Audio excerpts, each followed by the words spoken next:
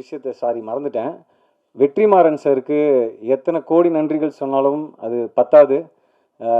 Team சார்பாகவும் என் சார்பாகவும் வெற்றி சார், தேங்க்யூ சார். ஏன்னா இந்த படத்துக்கு வாய்ஸ் ஓவர் பேசுகிறதுக்காக ஒரு முக்கியமான போர்ஷன் இருக்குது. நீங்கள் இந்த தில்பராஜா சாங்க்கு நடுவில் பார்த்துருப்பீங்க.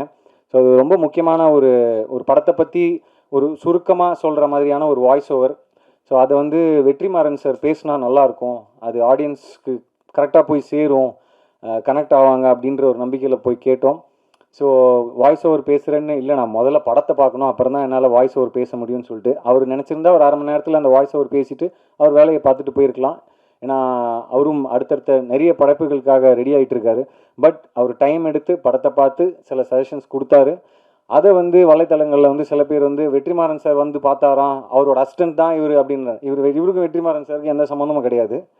உண்மையாகவே அவர் மேலே இருக்கிற அன்புனாலையும் நம்ம ஆல்ரெடி அவருக்கு பழக்கம் அப்படின்றனாலையும் வந்து வாய்ஸ் ஓவர் பேசி கொடுத்து சில சஜஷன்ஸ் கொடுத்தாரு. Thank you Vetrimaaran sir, we love you sir.